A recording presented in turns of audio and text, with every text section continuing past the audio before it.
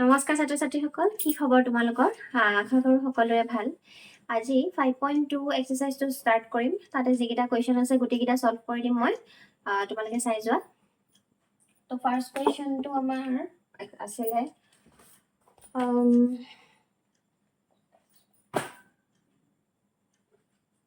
First কুৱেশ্যনটো লৈছোঁ sin x² + 5। ইয়াৰ মই কি ওলাব লাগে? ddx ওলাব লাগে ন? তো ইয়াক আমি y লৈ লওঁ বা ডাইৰেক্টও লিখিব পাৰোঁ, direct ddx of sin x² + 5। এতিয়া চাব লাগে যে আমি ইয়াতে কি আছে, ddx of sin x আছে। So ddx of sin x আমাৰ ফৰ্মুলা কি হয়? cos x। তো cos x² + 5 আমি প্ৰথম লিখি লওঁ। ইয়াতে x মানে এই গোটেই বস্তুটো আমাৰ ইয়াতে এটা হৈ আছে, যিহেতু ব্ৰেকেটৰ ভিতৰত আছে। যদি ব্ৰেকেটৰ ভিতৰত নাথাকিলে হয় তেতিয়া সেইটো বেলেগ হ'ল হয়। যেহেতু ব্ৰেকেটৰ ভিতৰত আছে এটাই হয়, তো ইয়াক x বুলি ভাবি পেলাই মই ললো যে ddx of sin x cos x। বাট এইটোতো x নহয়, আমি ধৰিহে লৈছো। সো ইয়াক আকৌ ডিফাৰেন্সিয়েট কৰিব লাগিব। x² + 5 cos x² + 5। তাৰপিছত ইয়াত যদি তোমালোকৰ বেছি খেলি মেলি লাগে তেতিয়াহ'লে তাক আকৌ তোমালোকে এনেকে ভাঙি পেলাই লিখি লোৱা। আৰু যদি ডাইৰেক্ট কৰিব পাৰা তেতিয়াহ'লেতো আৰু গুড ফৰ ইউ। গতিকে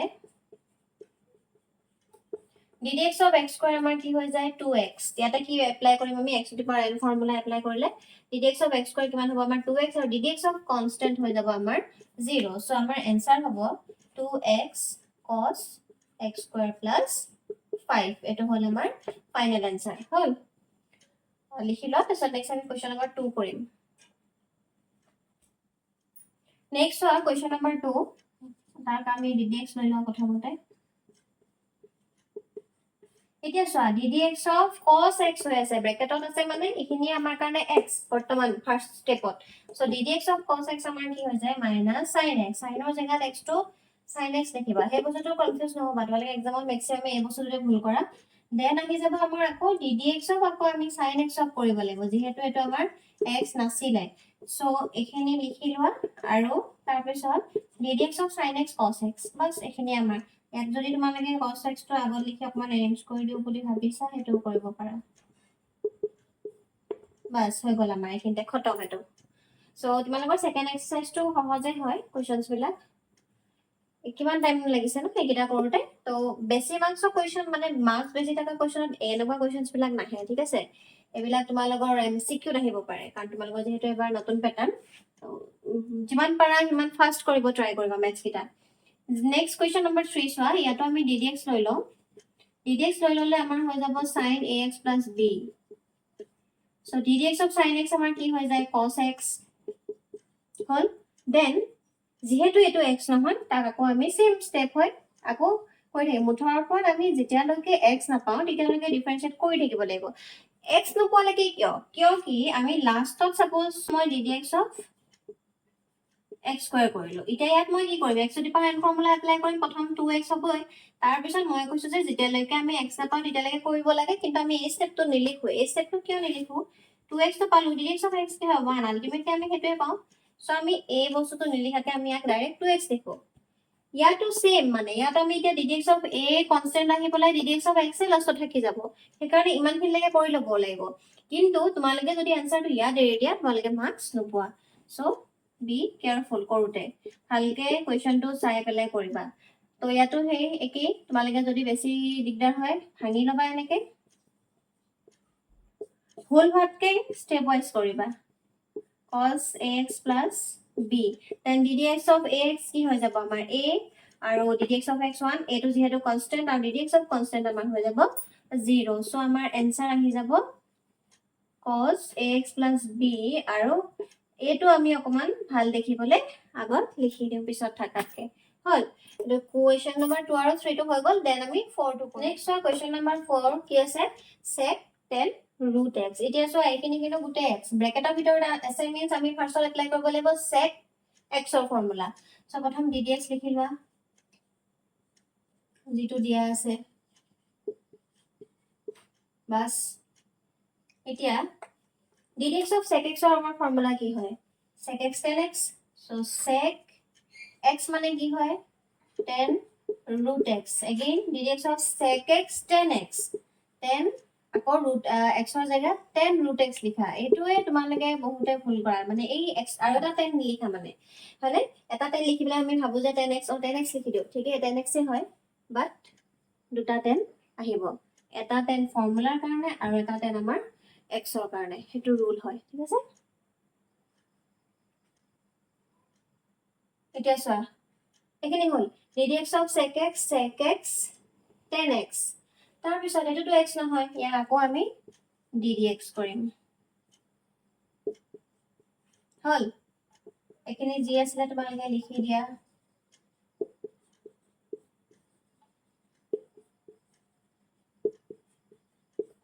তাৰপিছত চোৱা ddx of 10x কি হয় sec square x হয় so sec square x লিখিলো আকৌ কাক ডিফাৰেন্সিয়েট কৰিব লাগিব ৰুট x অফ কৰিব লাগিব বিকজ এটোটো x নহয় হল এনে লিখা যিখিনি পাইছা সেইখিনি লিখিবা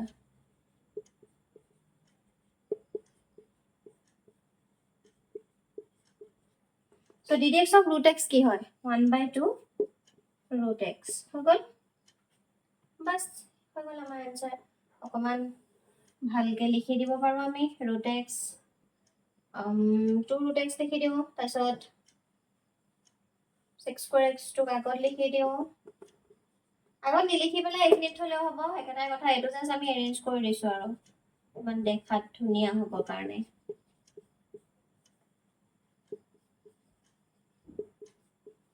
বাস হৈ গল এতিয়া তোমালোকৰ এটো যদি 3 মাৰ্কস আহে পাই গলা ধুনিয়াকে স্মুথৰ পৰা কথা হল যে বস্তুখিনি মানে স্টেপ বাই স্টেপ ফৰ্মুলা ইউজ কৰি পেলাই কৰিবা obviously এটা কাৰেক্ট হ'ব আদাৰৱাইজ যদি বেছি খুকুজা লাগি আছে তাৰপিছত বলে তুমি তাতে স্কিপ কৰিলা তেতিয়া ভুল হ'ব হল এটো লিখি লোৱা তোমালোকে নেক্সট ওয়া কোয়েশ্চন নাম্বাৰ 5 তোমালোকে কোয়েশ্চনটো চাই গম পাইছে না এটা কোনটো ফৰ্মুলা এপ্লাই হ'ব তো ইয়াতে আমাৰ এপ্লাই হ'ব যেহেতু বাই হৈ আছে ডিভাইড হৈ আছে ন তো ডিভাইড হৈ থাকিলে আমাৰ ইয়াতে এপ্লাই হ'ব u by v ফৰ্মুলা ঠিক আছে okay so u by v ফৰ্মুলাটো কি আছিল v ddx of u minus u ddx of v by v square so তলত আমি লিখি লম v square টো সদায় তলৰটো v হয় আৰু ওপৰটো u হয় so তলত তোমালোকে v square লিখি লোৱা দেন ওপৰত আহিব v ddx of u hall then minus u ddx of কি v hall v square to v square রাখা ইয়াক নেক্সট ওয়ান এটো যেহেতু ডিফারেন্সিয়েট করব না লাগে মই ইয়াক লিখি ললো ফার্স্ট নাও ddx of sin x কি হয় এটো আমি অলরেডি আগতে নকা কৰিছো তো ইয়াক মই আৰু লিখি নাথাকো ডাইৰেক্ট কৰিম ddx of sin x কি হৈ যায় আমাৰ cos এখিনি x হয় x ত লিখা দেন ইয়াক আকৌ কৰিব লাগিব এখিনি যেহেতু x নহয় ইয়াক আকৌ কৰিম মই so ddx of sin x কৰিলো cos x পালো দেন ইয়াক আকৌ কৰিম মই ইয়াক কৰিলে আমাৰ এনেকুৱা হ'ব ddx of ax plus b already আগতে নকাটা কৰিলো so ddx of ax plus b ax ৰ কাৰণে কি হ'ব a into 1 b ৰ কাৰণে কি হ'ব 0 যেহেতু b constant a b c এবিলাক আমি কনস্ট্যান্ট ডেৰিভেটিভছত কি ধৰি আছো আমি কনস্ট্যান্ট ধৰি আছো আৰু a টো কনস্ট্যান্ট কাৰণে ইয়াত আগত আহিছে আৰু ddx of x 1 হয় আগত এটা কৰিলো অলৰেডি সো ইয়াতে মই ডাইৰেক্ট মানে লিখিব পাৰো যে a into 1 plus 0 হল সিমিলাৰলি এটোটো ইয়াক যেহেতু ডিফাৰেন্সিয়েট কৰিব নালাগে ইয়াক তোমালোকে হেনেকে ৰাখা কনফিউজ নহবা দেই আগৰটো ডিফাৰেন্সিয়েট কৰিব নালাগে এটো এনেকৈ লিখিম ইয়াক যদি আকৌ ডিফাৰেন্সিয়েট কৰা গৈ আৰু এটো আনসাৰ নহব কিবাহে গল হ'বগে same ddx of cos x আমাৰ কি আহি যায় minus sin x x ৰ জায়গাত cx plus d বহুৱা ইয়াত আৰু এটা ব্ৰেকেট দিবা এতিয়া বহুতে এই ব্ৰেকেটটো ইউজ নকৰে এই ব্ৰেকেটটো ইউজ নকৰা মিনিংটো কি জানানে যদি ব্ৰেকেট ইউজ নকৰো তেতিয়াহলে a2 minus a2 হৈ আছে আৰু যদি ব্ৰেকেট ইউজ কৰো তেতিয়াহলে বুজাইছে যে এটা মাল্টিপ্লাই হৈ আছে আৰু যদি ব্ৰেকেট ইউজ নকৰো ইহ দুটা মাইনাস হৈ আছে সো ব্ৰেকেট বহুত ইম্পৰ্টেন্ট হয় ঠিক আছে দেন আকৌ cx plus d কৰিম cx plus d আকৌ যদি আমি কৰো ddx of cx plus d লাইনটো কিয় লিখি থাকা না আকৌ গম পাইছানে বহুত লম্বা লাইন তোমালোকৰ এইটো মেথছত খুব বেছি 2 বা 3 নম্বৰ থাকিব বা বেছিও থাকিলেও কিমান থাকিব 4 মাৰ্কছ তাৰ ওপৰত বেছি নম্বৰ এইটো মেথছত নাথাকে তোমালোকে 3 ঘণ্টাত কিমান কৰিব লাগিব আগতে 100 কৰিব লাগিছিলে এতিয়া মেবি 80 কৰিব লাগিব বুলি মানে পাইছো নটিছখিনি বাৰু 80 কৰিব লাগিলেও 3 ঘণ্টাত 80 মাৰ্কছ তোমালোকে কমপ্লিট কৰিব পাৰিব লাগিব তো এটা মেথছত যদি তোমালোকে মানে 20-25 মিনিট লগাই দিয়া তেতিয়া নহ'ব হয়নে গতিকে যিমান পাৰা মানে যিটো লিখিব লাগে সেইখিনি লিখা যিটো নিলিখিলেও হয় যেনেকৈ এতিয়া মই DDX of 6 plus যিটো ইয়াত নিলিখিলেও হয় নিলিখো সেইটো লিখা লগালো আকৌ এটা লম্বা লাইন লিখিব লাগিব তাত আকৌ তোমালোকৰ 3-4 মিনিট এনে যোৱা চ' সেই বস্তুটো স্কিপ কৰিবা then DDX of cos x sin x লিখিলো মই এগেইন ইয়াত কৰিলে কি পাম c constant DDX of x1 আৰু d constant 0 চ' এইটো আমাৰ হৈ যাব c into 1 plus 0 হল তাৰপিছত cos square cx plus d হল বাকি এইটোতো কনস্ট্যান্ট হয় এই আগত লিখি দিয়া ইয়াতে থাকিব cos cx plus d cos ax plus b then minus আমাৰ প্লাস হৈ গল c টো আগত লিখি দিম আমি so sin ax plus b আৰু sin cx plus d হৈ গল ইয়াত আৰু আমাৰ একো কৰিব লগা নাই বাস হৈ গল তাৰ একো কৰিব নালাগে এটোৱে আমাৰ আনসাৰ হল বুজি পাইছা আৰু যদি কিবা ইয়াৰ ভিতৰত বুজি নাই পোৱা তোমালোকে কমেন্টত জনাই দিবা মই ট্ৰাই কৰিম এটো আকৌ নেক্সট এটা ভিডিও কৰি পেলাই এক্সপ্লেইন কৰিব কাৰণে ঠিক আছে এটো লিখি লোৱা নেক্সট চোৱা কোৱেশ্চন নম্বৰ 6 ইয়াত আমাৰ দুটা ফাংশন আছে এটা ফাংশন এটা ফাংশন সো দুটা ফাংশন যেতিয়া আমাৰ ইনটু হৈ থাকে আমি তেতিয়া কোনটো ফৰ্মুলা এপ্লাই কৰো dx of uv so dx of uv ফৰ্মুলাটো কি হয় u dx of v plus v dx of u এটা এপ্লাই কৰিম লিখি লও এখিনি ফাৰ্ষ্টত আমি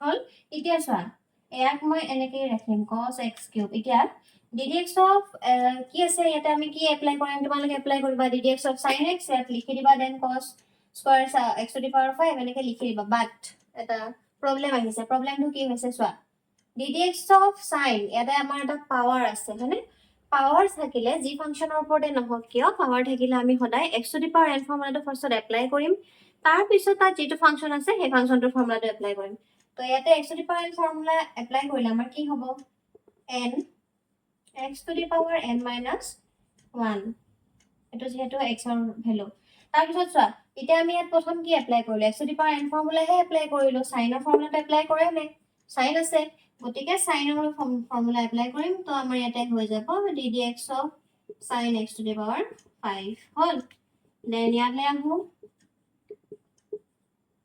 ইয়াতে একে ইয়াতে আকৌ আমাৰ cos ৰ ওপৰত পাৱাৰ নাই ইয়াতে আমাৰ x ৰ ওপৰতহে পাৱাৰ আছে সো আমি ইয়াতে cos x ফৰ্মুলাটো এপ্লাই কৰিব পাৰো ddx of cos x হৈ যাব আমাৰ মাইনাস sin x দেন আমি ddx কাৰ ওপৰত এপ্লাই কৰিম x কিউব ৰ ওপৰত এপ্লাই কৰিম হল নাও তো কনস্ট্যান্ট হয় আগত লিখা অকমান বস্তুবিলাক এৰেঞ্জ কৰা তাৰ পিছত sin 2 - 1 1 হৈ গল x to the power 5 হল এতিয়া আকৌ ddx of sin x যেহেতু x ৰ ওপৰতহে পাৱাৰ আছে ddx of sin x আমাৰ cos x হ'ব দেন ddx of আকৌ কাক কৰিব লাগিব আমি x to the power 5 ক কৰিব লাগিব x to the power 5 হটো আমাৰ যেহেতু 2d পাৱাৰ আছে x to the power n formula apply হ'ব সো আমাৰ কি হৈ যাব n x to the power n minus 1 5 minus 1 কিমান হয় 4 হল প্লাস এ মাইনাস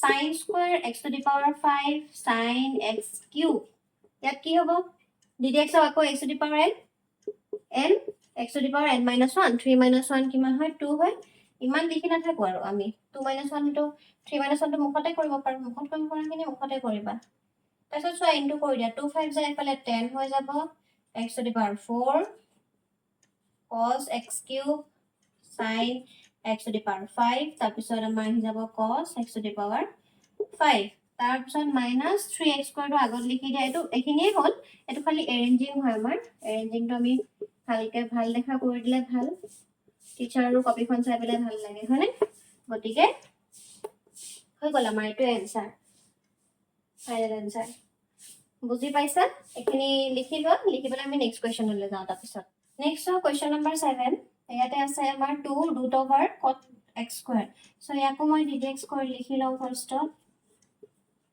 cot x স্কুৱাৰ এতিয়া চোৱা 2 টো যেহেতু কনস্ট্যান্ট হয় তাৰপিছত তাক আমি ইয়াতে লিখিম cot x স্কুৱাৰ লিখি ললো এতিয়া আমি এটা ফৰ্মুলা জানো ddx of root x ddx of root x is equal to 1/2 root x বুলি মই জানো সো এটো কেনেকে পালো এতে x বেলেগ একো নাই x to the power n formula apply কৰিলে হ'ল root over মানে আমি জানো 1/2 হয় সো তাৰপিছত তাতে যদি আমি x to the power n formula apply কৰো n then x to the power n minus 1 so 1/2 x to the power 1/2 minus 1 হৈছে minus 1/2 আৰু minus 1/2 আমি মাইনাস থাকিলে মানে 1/2 মানে তো ৰুট হয় আৰু মাইনাস থাকিলে হেতু ৰুটটো তলত বহি যায় সো এটো আমাৰ ফৰ্মুলা হ'ল ইয়াকে আমি ইয়াত এপ্লাই কৰিম এতিয়া তোমালোকে এনেকেও কৰিব পাৰা বাট ফৰ্মুলাটো মনত থাকিলে কি হয় আমাৰ টাইমটো আছে so ddx of root x 1/2 root x হ'ল ddx of root x লিখিলো 1/2 root x তাৰপিছত আমি কাক কৰিব লাগিব ddx of কটক কৰিব লাগিব ইয়াতে যেহেতু x স্কয়াৰ আছে গতিকে x স্কয়াৰ লগত কৰিব লাগিব এতিয়া চোৱা 2 টো ক্যান্সেল হ'ল ইয়াত থাকিব 1/cot x স্কয়াৰ হ'ল তাৰপিছত ddx of cot x হৈছে minus cos x square x আকৌ আমি কাক কৰিব লাগিব ddx of x স্কয়াৰ কৰিব লাগিব হয় x স্কয়াৰ কৰিলে আমাৰ কি হয় 2x সো মই হেতু ডাইৰেক্ট লিখিম 2x সো আমাৰ आंसर হৈ গ'ল minus 2x cos x square x square আৰু তলত আহি যাব আমাৰ root over cot x square বাস এটাই হল আমাৰ आंसर হৈ গ'ল দেখাত টান লাগে কিন্তু আমি যদি স্টেপ বাই স্টেপ ফৰ্মুলা মনত ৰাখি যদি কৰি যা বস্তুটো বহুত সহজ তোমালোকে প্ৰথমতে ভাবি নলবা ডিফাৰেন্সিয়েশন টান বুলি ষ্টুডেন্টে ডিফাৰেন্সিয়েশনটো অলপ কৰে বাট ইন্টিগ্ৰেশনটো দেখা লগালগ মানে বহুত টান বুলি ভাবে বাট স্টেপ বাই স্টেপ কৰি যাব লাগে आंसरটো ধুনীয়াকৈ ওলাই যায় লাষ্ট আৰু এটা ডিফাৰেন্সিয়েশন আছে এটো এটা কৰো next question number 8 question number 8 টো চোৱা cos root x আছে সো আমি ইয়াক ddx লিখি লওঁ এটো একেবাৰে সহজ so ddx of cos x আমি কি জানো minus sin x x ৰ জেগাত root x বহিব যেহেতু এটো x নহয় তাৰপিছত আমি তাক আকৌ ddx কৰিব লাগিব so minus sin root x then ddx of root x 1/2 root x আমি জানোৱে আৰু ইয়াক কৰাৰ কোনো দৰকাৰ নাই x আছে ddx of x 1 হৈ যাব সো আমাৰ आंसर হৈ যাব minus sin root x by 2 root x হ'ল খতম তাৰপিছত নেক্সট তোমালোকৰ আৰু দুটা কোৱেশ্চন আছে 9 আৰু 10 একিটা ডাইৰেক্ট ডিফাৰেন্সিয়েশন আমি কৰিব নোৱাৰো অলপ মানে এটা কাম আছে সো মই এটা এক্সট্ৰা কে এটা ক্লাছত মানে এটা ভিডিও বনাই পেলাই কৰাই দিম তাৰপিছত নেক্সট আমি 5.3 কৰিম মানে ফাৰ্ষ্টত মই ডিফাৰেন্সিয়েশন খিনি কৰাই লম এটা সিৰিজ ওয়েজত তাৰপিছত ফাৰ্স্ট এক্সাৰসাইজটো কৰোৱা নাই হেতু কৰাম লিমিট আৰু কন্টিনিউটি তো এখিনি পিছত কৰাম প্ৰথম ডিফাৰেন্সিয়েশন খিনি কৰাই লওঁ বুলি ভাবিছো বাকি তোমালোকে জনাবা কেনেকুৱা পাইছা আজিলৈ এৰিছো এটো ক্লাছ এখিনিতে নেক্সট ক্লাছত নেক্সট ভিডিও হইতে লগ পাম